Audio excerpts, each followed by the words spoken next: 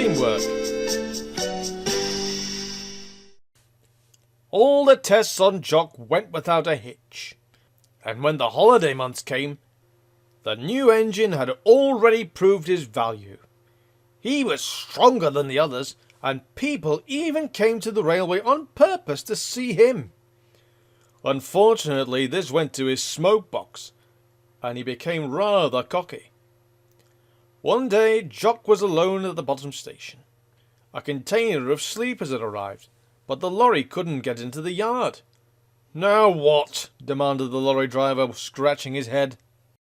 "No problem," said the small controller. "Just arrange the trailer astride the rails and leave it. Jock will do the rest."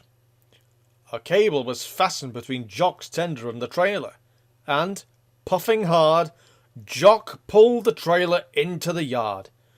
"Road or rail, what do I care?" Jock boasted in the shed that night. The engines looked at each other in dismay.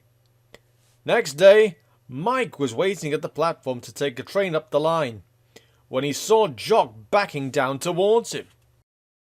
"What's this?" he asked as Jock was coupled on. "I can manage." "The small controller wants me to help," said Jock importantly. "The party on the train has asked to see me specially."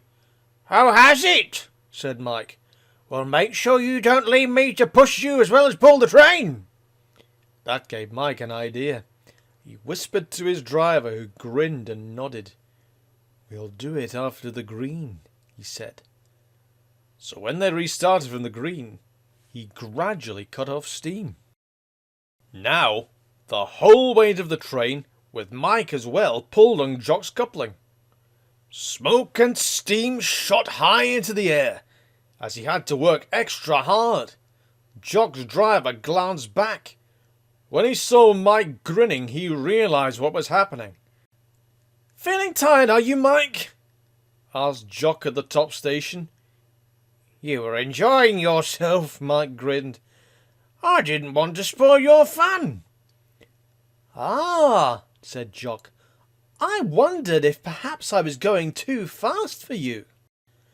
"Too fast?" spluttered Mike. "You wait." But Jock didn't wait. He chuckled and ran quickly away so that Mike couldn't have his turn on the table. Mike was still cross when it was time to leave, and started at a great pace. "Steady," said his driver. "We're not racing anyone." "That's what you think," muttered Mike. They stopped at the green. Mike's driver tried to let water into the boiler, but the injector wouldn't work. "Ouch!" squeaked Mike.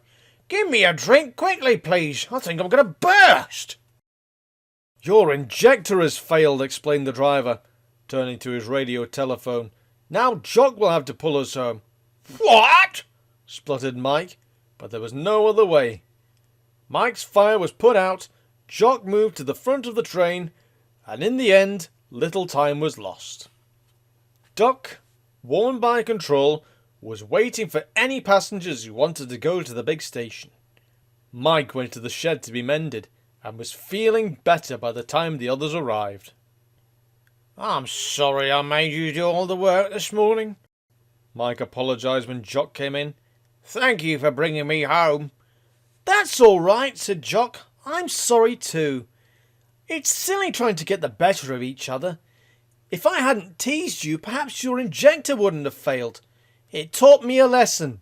On a railway, it's teamwork that counts." The other three small engines agreed, and, looking at them, Jock was glad he was one of the team.